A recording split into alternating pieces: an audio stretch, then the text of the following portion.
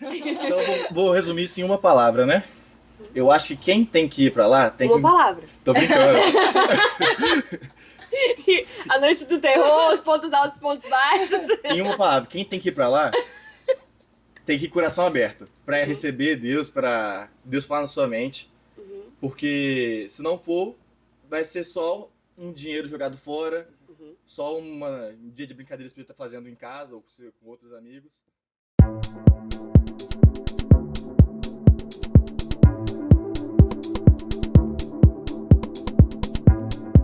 Bom dia, queridos. Sejam bem-vindos ao nosso podcast. Esse podcast vai ser um quadro do nosso Jornal Vertical. Então a gente tá aqui com vocês para conversar um pouco da experiência de vocês.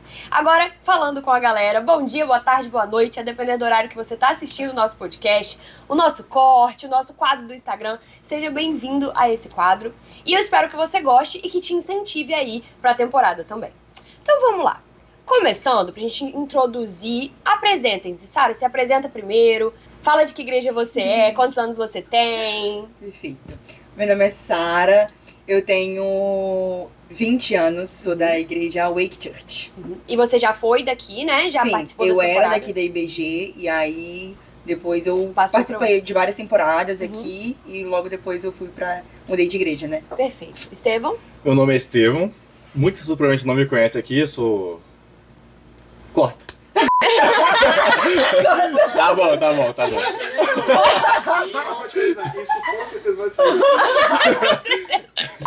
Meu nome é Estevão, eu tenho 22 anos. Eu já fui daqui da IBG também, quando eu tinha meus... Antes da pandemia. A pandemia tem uns 3 anos, 4.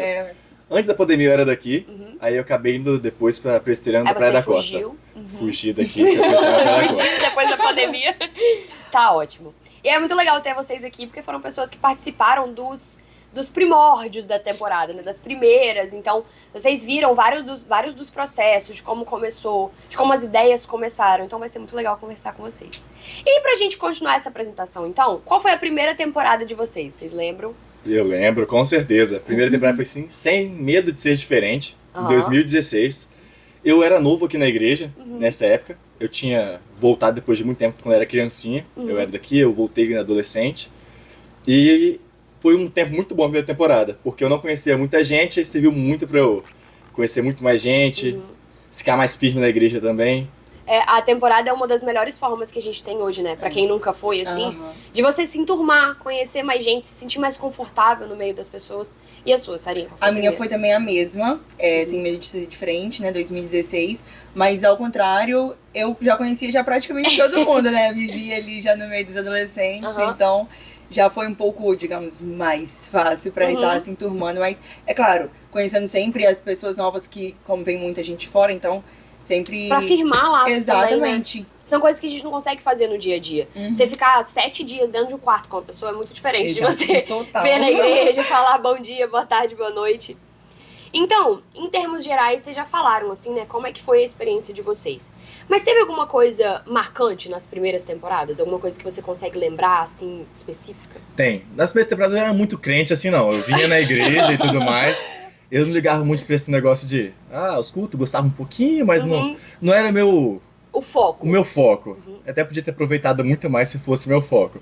Mas eu lembro que chamou muita atenção na primeira, que o pastor dançava, muito estranho. O pastor era jovenzão, ele tinha umas danças assim. O Deb. O pastor era desse pique ali. Aí eu achava muito engraçado.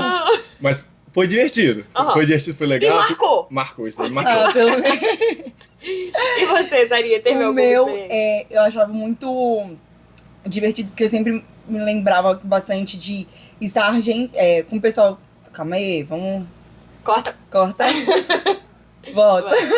Qual foi essa experiência que te marcou, assim? Sempre eu me lembrava bastante, porque misturava essa coisa de... pregação mesmo, a gente ali focado, né, a palavra e tudo mais, mas também essa coisa mais divertida de Noite do terror.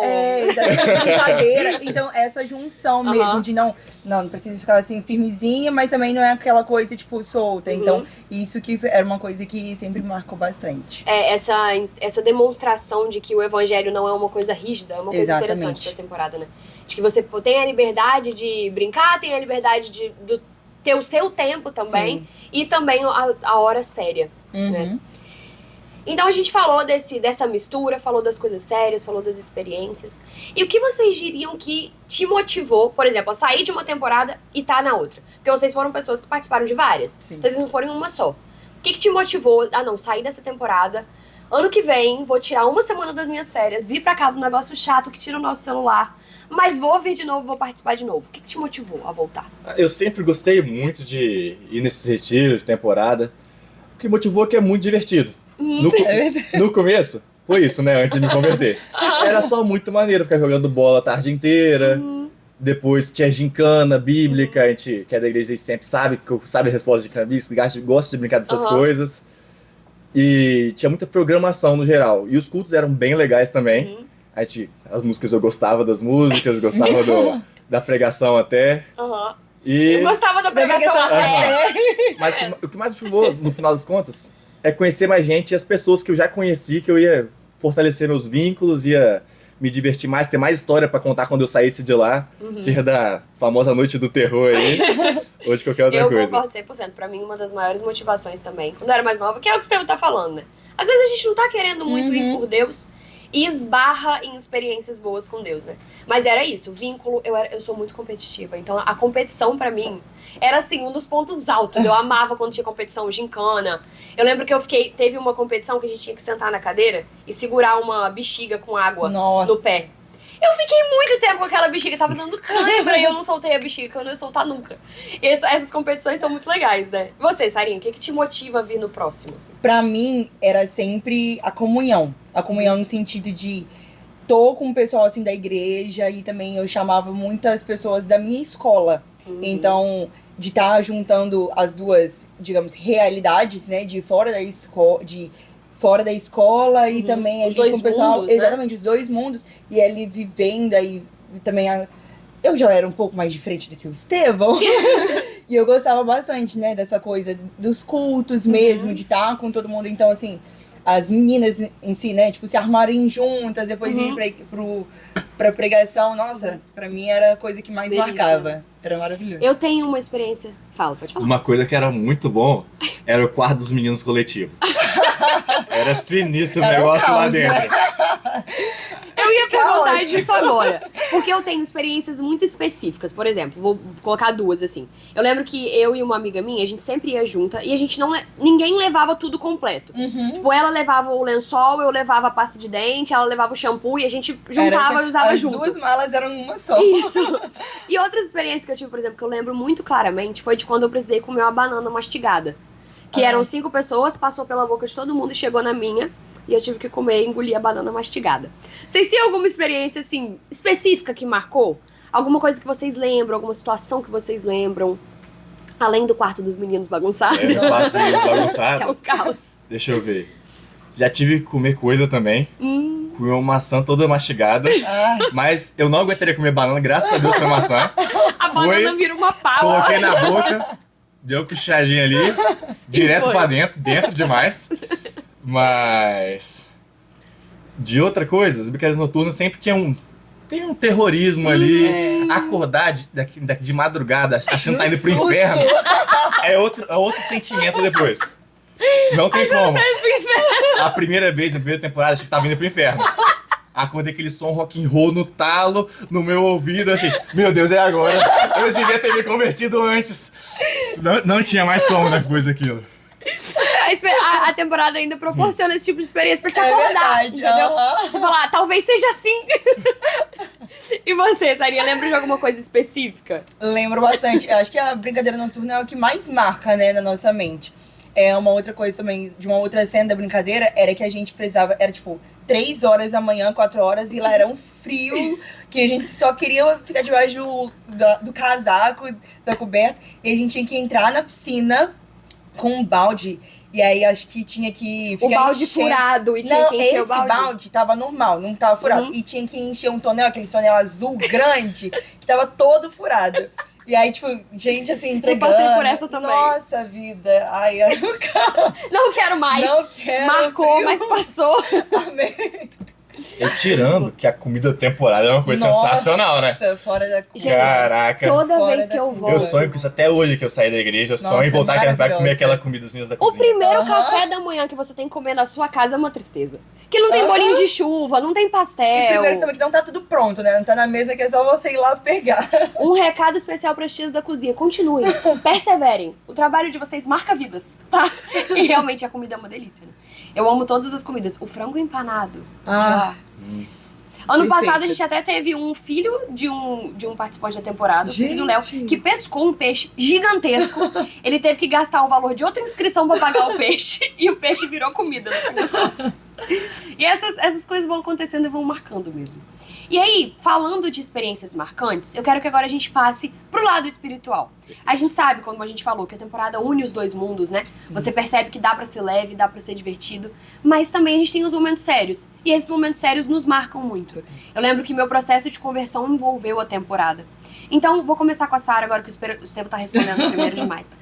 Fala pra gente, assim, você teve alguma experiência espiritual que, cara, te marcou até hoje? Que você sabe que fez parte da sua conversão, fez parte da sua maturidade espiritual? Nossa, vida, com toda certeza, né? Como você disse, de uma certa forma, para o adolescente que tá no processo ali de crescimento, de amadurecimento mesmo, no âmbito espiritual, que tá assim, com aquela... saindo ali meio com o pé na escola, limbo, que é naquela coisa assim, mais mundo, e aí ali na igreja, e aí eu lembro bastante que a gente tinha muitos momentos de arrependimento, digamos assim. Então, essa eu acho que foi uma coisa que mais me marcou, que tava todo mundo assim, indo lá na frente, chorando, se quebrantando mesmo. Aí eu lembro exatamente, nossa, específico, que tava todo mundo assim sentado e o pastor dava, tipo, falava algumas coisas, e aí, se você se identificou, então vem aqui na frente. Aí, tipo, ele ia falando de cada coisa, e aí o pessoal ia lá na frente, tipo, chorava, jogado no chão. E aí também vários momentos da gente sentado mesmo na cadeira, tipo, ajoelhado também, orando mesmo, tipo, a gente e Deus. Eu acho que esse era um dos momentos que mais foram importantes mesmo para essa caminhada. Nesse momento de arrependimento, eu não sei se você assistiu, mas com certeza, Deus fala coisas muito específicas pra gente, total, né? Às vezes o pastor tá falando, parece que tá falando com a gente. Exatamente. O que a gente falando história. O que a gente viveu na escola na semana anterior, ele fala. E é verdade, esses momentos são muito fortes. E esse arrependimento a gente acaba que leva pros outros dias, né? A gente se lembra, a gente se arrepende no dia a dia, de fato. Eu, assim, comecei a levar a temporada a sério espiritualmente a partir da minha terceira temporada. A primeira e a segunda foi só quarto dos meninos.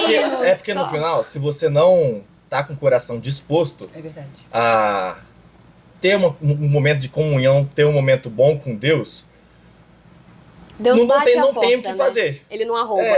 Deus não vai...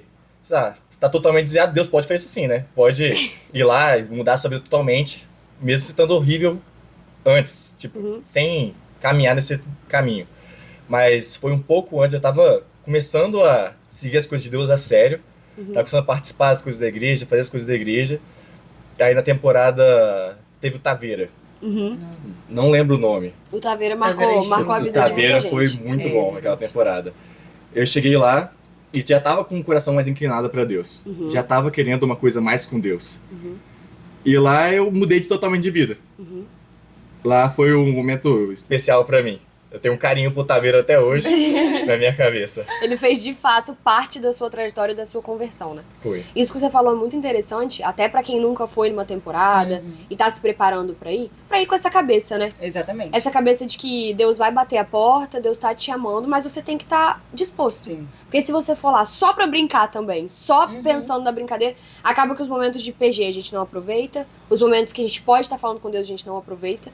Eu tive uma experiência, não foi na temporada, foi num retiro de jovens, mas que é a mesma pegada, a mesma linha. Que ele falou exatamente isso, ele falou, vocês estão aqui e vocês têm um momento específico, uma semana que vocês estão só com gente, rodeado de gente que tá adorando a Deus, momentos específicos pra adorar a Deus e vocês não adoram. E aí ele separou a gente assim, e não era nem grupo. Ele separou, falou, cada um acha um canto aí do sítio, vai e tenha um momento com Deus, porque aqui é pra isso. E a gente deixa passar, né?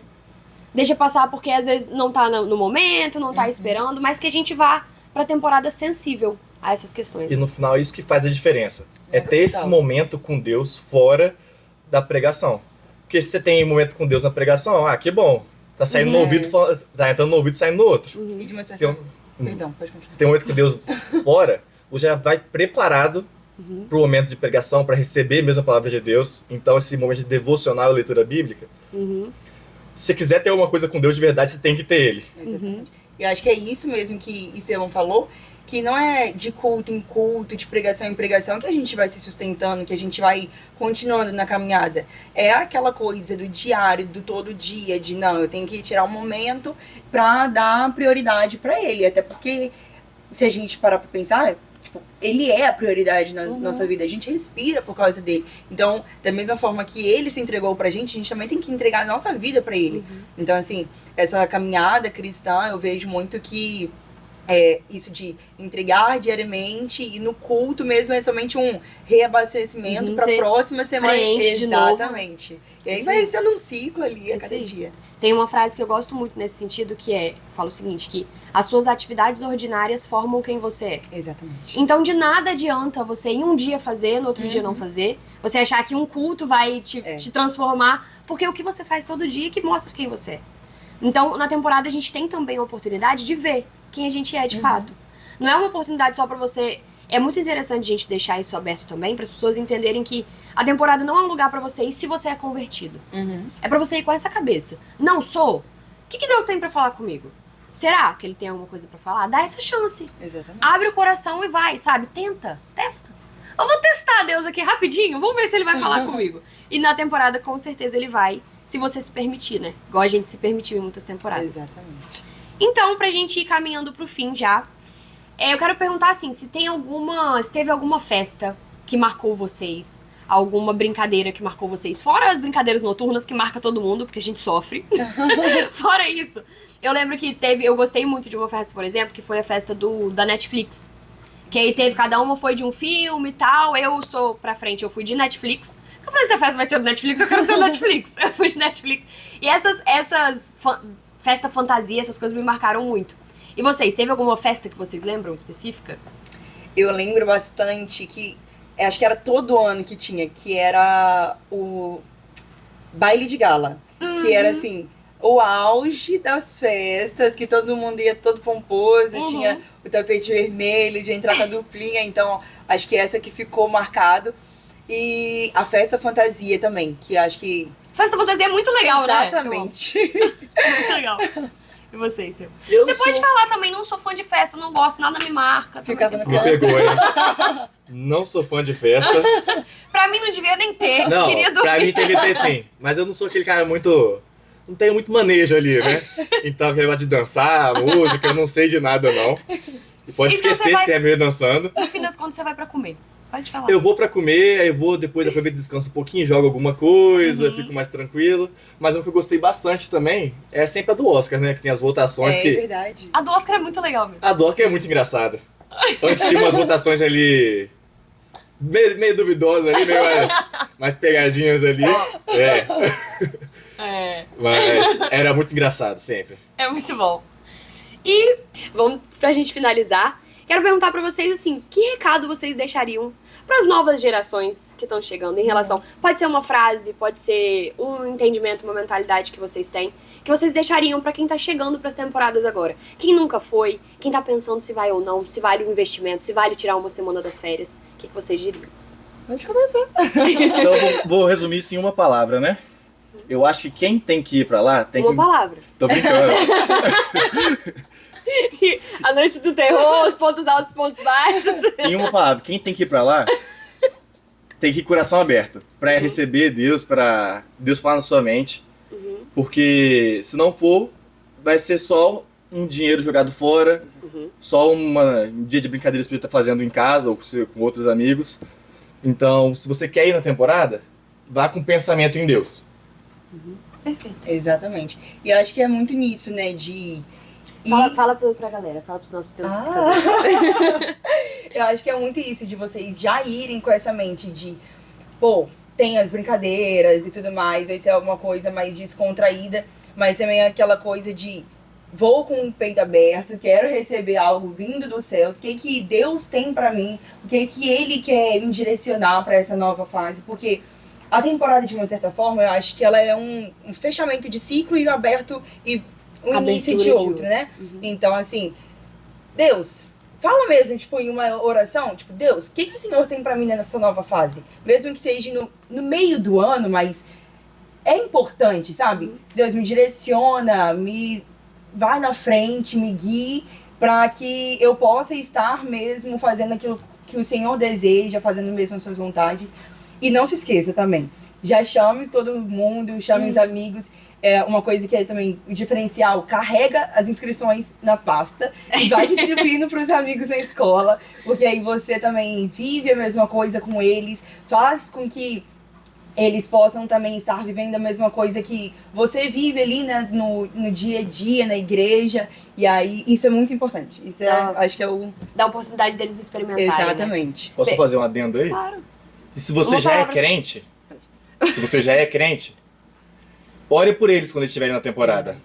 Porque, na verdade, a oração, você pode mover o coração deles, mover Deus para falar no coração deles. Então é muito importante também que esteja orando por quem te convida. Perfeito. E eu acho que a gente só chega onde a gente só chega onde a nossa oração chega primeiro.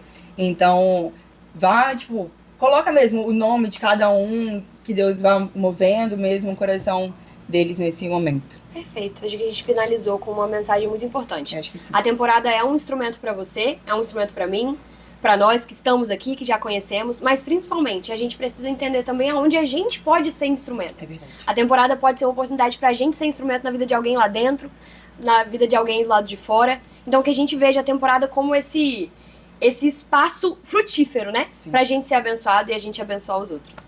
Muito obrigada pela participação de vocês e finalizamos aqui.